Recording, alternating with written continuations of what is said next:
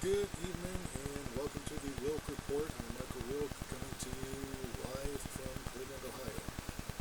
I wasn't actually going to post anything political right away because I wanted to get some of the entertainment stuff done and give some of my thoughts on, for example, the latest series of Doctor Who, which just wrapped up a couple of weekends ago, and just kind of give an overall season review before we get into the Christmas special at December when Peter Capaldi officially departs and a new Doctor comes in to get to Series 11 next year. So, and then just kind of do that. So, but unfortunately, the news cycle really pisses me off sometimes because it's just so vacuous and shallow. And I know there are more eloquent people about this than I am. Jimmy Dore, people at Secular Talk, the Humanist Report. They can do this a lot more eloquently than I can. But I want to give you my perspective. Over the weekend, it has come out that Donald Trump Jr.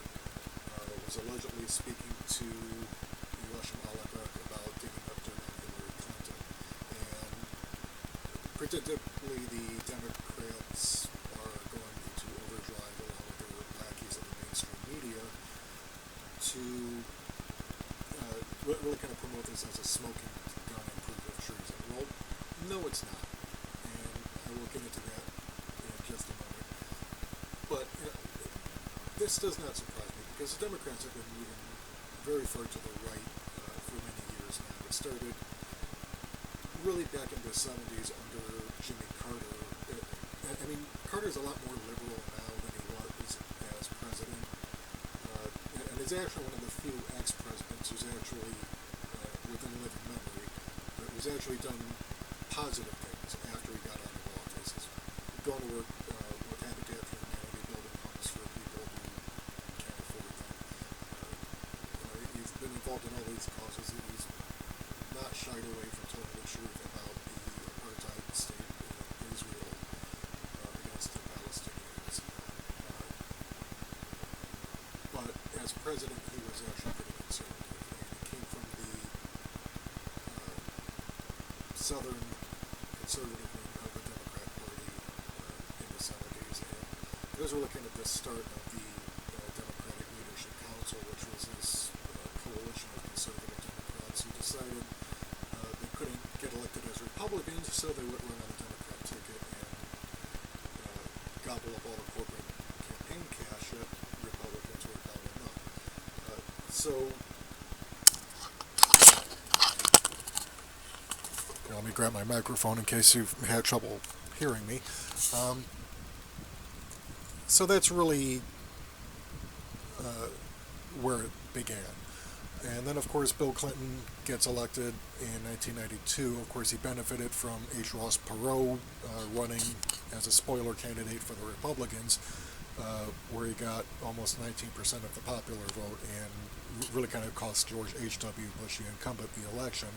And that actually emboldened Clinton, who was a very deeply conservative Southern Democrat from Arkansas, to not only run on a conservative platform, but also govern as a hard-right conservative. And I will go into that in future episodes. But ever since then, the Clinton wing of the party has really been in control, and they've pretty much fully embraced the neoconservative Cold War agenda, which actually the Democrats are the ones who started the Cold War under Harry Truman, but that again is for another video. So ever since Donald Trump got elected last November to the presidency, he's basically been using it to profit off of the office. There's plenty of things he's been doing that are impeachable offenses. His violation of the emoluments clause from even before he took office, where he refused to divest himself of his business interests, was a violation and an impeachable offense. He's raking in the fees from his hotels, his golf clubs, basically making money off of the presidency, which is blatantly illegal. That is an impeachable offense.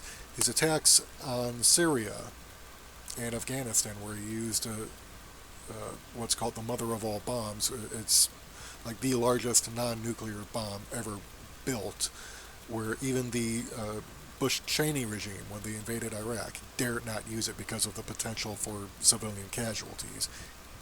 Donald Trump went ahead and ordered its use in Afghanistan. So, you know, these are plenty impeachable, but Democrats have been obsessively promoting this sour grapes false narrative that Russia somehow hacked the election by hacking into the computers of Hillary Clinton, John Podesta, the Democrat National Committee, and handing the stuff that they found on there to WikiLeaks. WikiLeaks denies this. The former British ambassador to, I think it was Uzbekistan, I think, or maybe it was Kazakhstan, I forget which, but he went on record saying that he personally received the documents from insiders within the DNC and the Clinton campaign who were fed up with the corruption and the criminal activity within the organization. Because as WikiLeaks revealed last year, Debbie Wasserman Schultz, as chairwoman of the committee, had her thumb on the scale for Clinton and rigging the primaries, scheduling them so that they favored Clinton, limiting debates so that people would not be able to listen to opponent Bernie Sanders, who ran on a much more liberal platform than did Clinton, and actually very nearly won.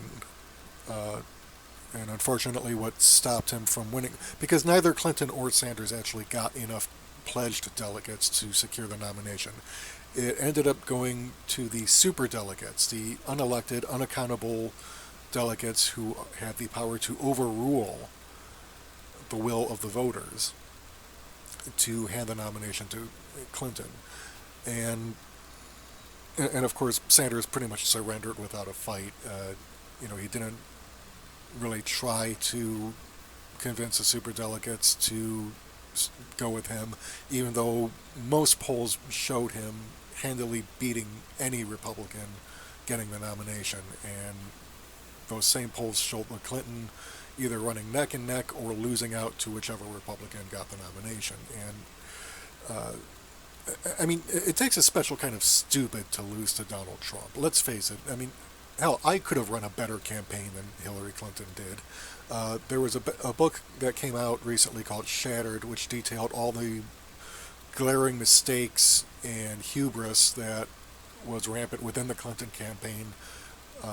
They felt no obligation to go to crucial states like Wisconsin, Pennsylvania, Ohio, to really, or Michigan, to really mount any kind of campaign.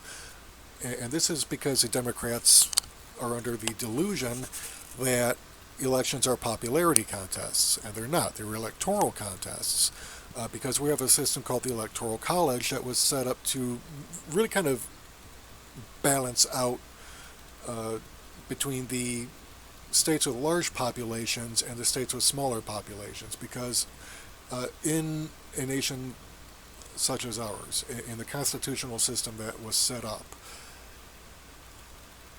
the founders realized that if they went with a simple majority vote, then the states with the larger populations would basically overrule everyone else, and then you would have maybe one or two populous states dictating policy for the rest of the country. And so they came up with the Electoral College as a way to give states a more equal representation and really kind of force people running for president to really run in all states, or at least in enough states to make it clear that you're running to represent the entire country, not just a couple of populated ones. So a lot of people don't like the Electoral College. They think it's anti-democratic.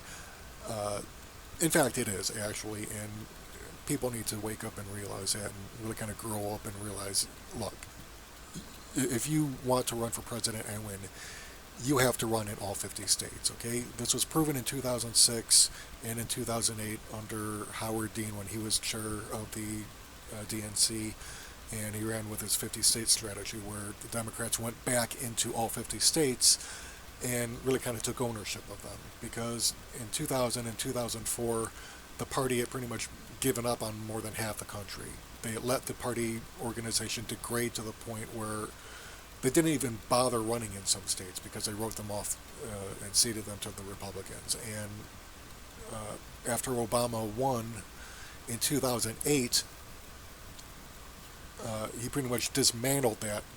Howard Dean was basically shown the door as DNC chair, and the thousands of volunteers who went door to door and made calls and got out the vote were basically told to go home and, don't call us, we'll call you.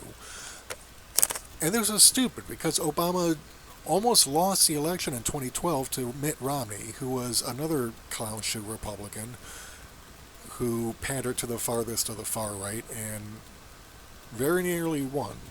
And the only reason Obama managed to squeak back to victory, a couple reasons. One, he belatedly realized that he had better pay some attention to his LGBT donors, the wealthy ones anyway. He can't care less about the ones who don't have any money. But, I guess Joe Biden kind of shamed him into taking a public position on same-sex marriage. So Obama, made this mealy-mouthed, non-committal statement of evolution on the subject. Well, come on, his Department of Justice issued a brief defending the Defense of Marriage Act, invoking incest and pedophilia. Okay, so, Obama is no friend of LGBT persons, and he stood passively by and did nothing to help LGBT citizens. So when it took the Supreme Court and people pushing through legal challenges to finally win the right for same-sex marriage. Obama did nothing. Clinton did nothing. They wrote those constituencies off because they hate those constituencies with a passion. They're conservative. They don't believe that LGBT persons should have the same rights as you and I.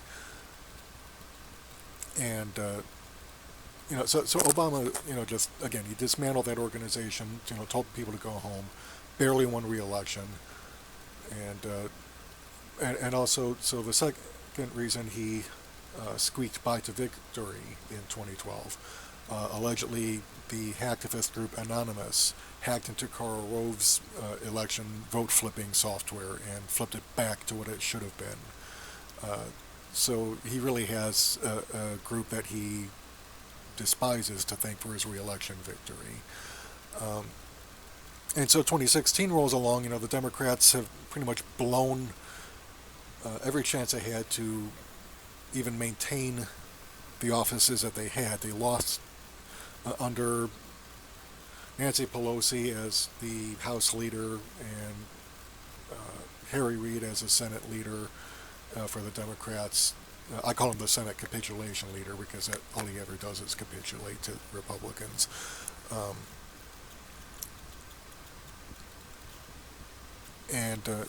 But under the present leadership, they've lost over 1,000 seats. Governorships, state legislatures, congressional districts, Senate seats, and now the office of the presidency. And they're on track to lose in 2018 and 2020, and basically for at least a generation, unless they can grow up and get their act together. So the Democrats have basically been looking for any rationalization they can in order to explain their loss last year. It was James Comey for reopening the investigation into Hillary Clinton's email server, which, that's her own fault, okay? Comey had previously, in last June, had, after Bill Clinton had called then Attorney General Loretta Lynch to his private jet, basically to, I imagine, threaten her somehow, saying, look, my wife's likely to be your future boss, so drop this investigation and then make Comey fall on his sword and do it. All right, if that gives you plausible deniability, whatever, but make it go away. Presumably that's what he said. I mean, there's nothing official. That's just a guess on my part. I'm not going to engage in conspiracy theorizing. That's just me guessing. Okay, so don't assume that I'm saying something definitive. Okay, I'm just making an educated guess based on my knowledge of just how corrupt the Clintons are. So Comey, even though he went on national television and admitted that Hillary Clinton was reckless with state secrets, probably broke several laws, but he wasn't going to prosecute her because, hey, she's Hillary Clinton, so she gets a free pass. And so the Democrats were in love with him back then. Then they turned against him in October when he reopened the investigation, which also tied into Anthony Weiner's sex scandal and looking into his wife's laptop, to see if there was anything new. According to Consortium News, I guess what they're reporting and the gist of what I've read on their website is that there was a decision by what's called the deep state, that is the collection of various agencies that jockey for power and funding, within the Washington Beltway. This would be the intelligence agencies, the Pentagon, the political flunkies who come and go, all of whom want their piece of the pie. I mean, it's very labyrinthine and easy to get lost in conspiracy theories, but the reality is, different groups jockey for power. It's a story as old as time. As long as humanity has been involved in state-level societies, you've had different factions vying for power and a piece of the purse. So, these agencies decided that they didn't want Donald Trump in there because he was dangerously unqualified, and they didn't want Hillary Clinton in there because she was dangerously hawkish. I mean, Hillary Clinton was actually more conservative than Donald Trump on matters of foreign policy last year during the election. Why do I even have to remind people about this? Hillary Clinton ran to the right of Donald Trump on foreign policy. So why on...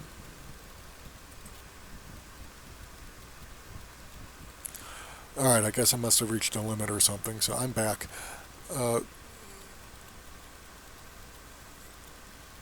Alright, so, like I said, Hillary Clinton ran to the right of Donald Trump on foreign policy.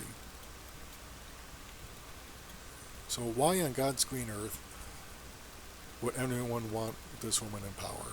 She wanted to start a war with Russia through her own incompetence. She turned Libya into a smoking pile of rubble, supporting the overthrow of Muammar Gaddafi. I mean, as bad as he was, he at least kept that country together and kept the region stabilized. You remove him, he's killed. Hillary Clinton actually went on live on national television and cackled like a demented banshee, gloating over Muammar Gaddafi being killed. He was sodomized with a bayonet before being shot. I don't care how bad you are as a leader. Who really deserves that? And here Hillary Clinton is laughing her ass off. I mean, what kind of demented ghoul takes pleasure in someone's brutal murder? And this is a person that Democrats want to hold the office of the presidency and have her finger on the red button that could set off a nuclear holocaust that ends all life on the planet because she's too fucking stupid to know what she's doing. So, yeah, the so-called deep state decided, they didn't want her in, but neither did they want Trump. But they decided that Trump, was the lesser evil, and if they could somehow hobble him after the election, if he won, then, and, prevent him from making some kind of arrangement with Russia where we back away from, causing our own extinction, That's what they were going to do because they want a new Cold War with Russia. And what they don't realize and they don't care is that this new Cold War could easily turn hot and go nuclear. And that is, no one would survive a nuclear winter. Not even microbes would survive a nuclear winter. That's how serious this is. And yet, the Democrats want this, which is insane. So over the weekend, it was revealed that Donald Trump Jr. had this conversation with this Russian oligarch trying to dig up dirt on Hillary Clinton. And of course, the Democrats and their media sycophants, including Rachel Maddow, were going apeshit over it and saying, this is a smoking gun. No, it's not. And even the Young Turks and the Ring of Fire, these are nominally liberal, independent news and opinion organizations. Even they have bought into this Russia nonsense. But if you read Robert Perry at Consortium News, I've got the link down below. It's called Forgetting the Dirty Dossier on Trump. And basically what he's saying, and I'm going to quote this, he says, essentially Trump's oldest son is being accused of taking a meeting with a foreign national who claimed to have knowledge of potentially illegal activities by Trump's Democrat rivals, although the promised information apparently turned out to be a dud. Yet on Monday, the Times led its newspaper, this will be the New York Times, by the way, the Times led its newspaper with a story about this meeting, and commenters on MSNBC and elsewhere are labeling Trump Jr. a criminal, if not a traitor, for hearing out this lawyer. Yet no one seems to remember that Hillary Clinton supporters pay large sums of money, reportedly about $1 million, to have ex-British spy Christopher Steele use his Russia connections to dig up dirt on Trump inside Russia, resulting in a salacious dossier that Clinton backers eagerly hawked to the news media. Also, the two events, Trump Jr.'s meeting with the Russian lawyer and the Clinton camp's commissioning of Steele's Russia dossier, both occurred in June 2016, so you might have thought it would be a journalistic imperative to incorporate a reference or two to the dossier. But the closest the Times came to that was noting, quote, political campaigns collect opposition research from many quarters, but rarely from sources linked to foreign governments. That would have been an opportune point to slide in a paragraph about the Steele dossier, but nothing. The Times doesn't seem to have much historical memory either. There actually have been a number of cases in which American presidential campaigns have ventured overseas to seek out opposition research on rivals. And of course he goes into how George H.W. Bush in 1992 had people dig up dirt on Bill Clinton from when he was in college and visiting Russia and other countries, basically to try and dig up dirt on him and portray him as some sort of commie sympathizer. So, this is nothing new, okay? It's something that has been going on for many, many decades, all right? You go back to the 1950s under the McCarthy-generated hysteria over Russia, where, people saw communists under every rock. It's the same thing. And, and the danger here, because they keep jumping on every single non-story that turns out to be nothing and hyping it as some sort of smoking gun or proof of treason, besides bringing us dangerously close to nuclear holocaust, which again would end all life on the planet. Not even microbes would survive the nuclear winter that would come from the United States and Russia launching their nuclear weapons to annihilate one another. So if you're going to push us closer to that because you're trying to weaken Donald Trump or back him into a corner where he feels compelled because of his narcissism and ego to prove his military credentials by launching another conflict, you're playing with fire, and you're hyping stuff that is nothing. It's no different than stuff that the Clinton campaign has been doing for months now. Has not produced so much as a single shred of evidence to prove any sort of collusion whatsoever. And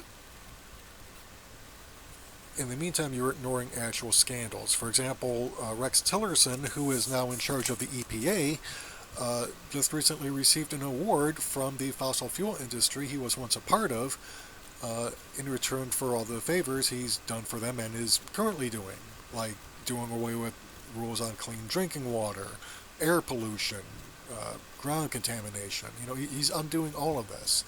Although I think one of his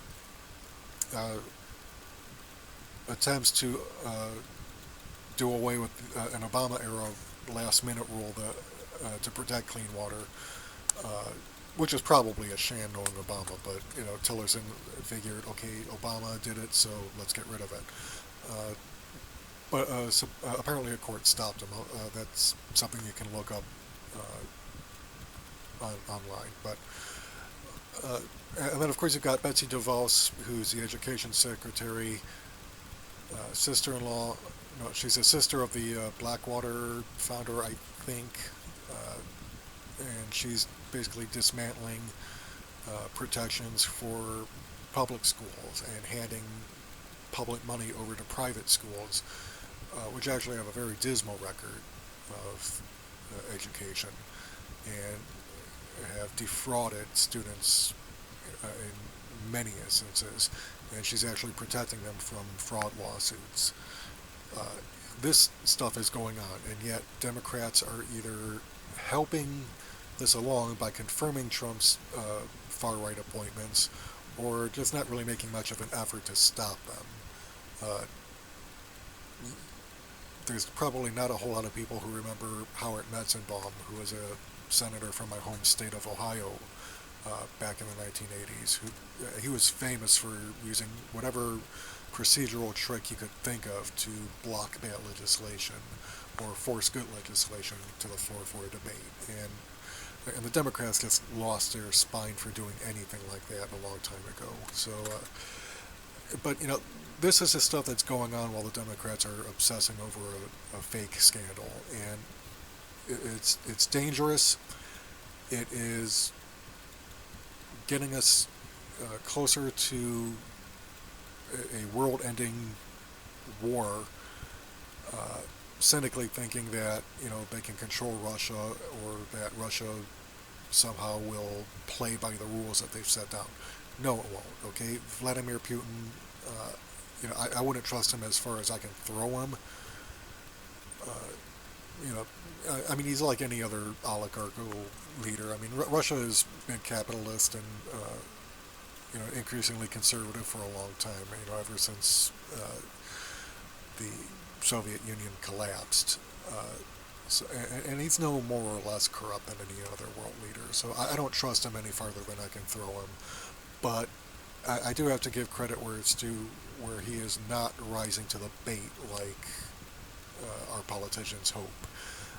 But at the same time, they are stupid enough to see this as weakness on his part instead of being smart, and so they're going to keep pushing and keep trying to find ways to escalate conflicts between the United States and Russia. So, this whole thing about Eric Prince supposedly meeting with this Russian lawyer, again, it's nothing. I've got the links, the relevant links included in my in the description below for this video. Places like The Intercept, which was founded by Glenn Greenwald and Laura Poitras, or Poitras, however you pronounce it, to be skeptical of government propaganda. Even they've jumped on the Russia bandwagon. Glenn Greenwald has been conspicuously absent from The Intercept, except for a couple of recent pieces he wrote on CNN, where they recently told 3 reporters to resign because they put out a discredited news story that was too obvious for the network to spin, and so these guys were made to fall on their swords. But the network approved it, so they're just as culpable. But they got caught lying, and so. But even Glenn Greenwald has been highly skeptical of this Russian narrative. But then you get incredibly shallow people like Robert Mackey who want to keep pushing this Russian narrative and jumping on this Donald Trump Jr. Narrative. And again, it's complete bullshit. So anyway, go ahead and check out the links. Read them, make up your own mind.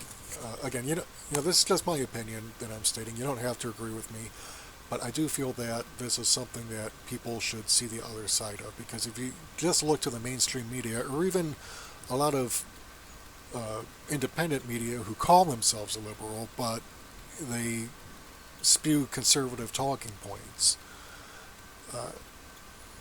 you're going to end up getting a very false and misleading impression. And so what I'm trying to do is give you the other side of the story that you might not actually have read or watched, because everyone's focusing on what the mainstream media is saying, or what the people who've thrown their lot in with the establishment, however unwittingly, have told you. So anyway, it is late, it's past midnight, and I have to get to bed, and because I've got stuff to do in the morning. So anyway, good night, good luck. Tune in next time when I will be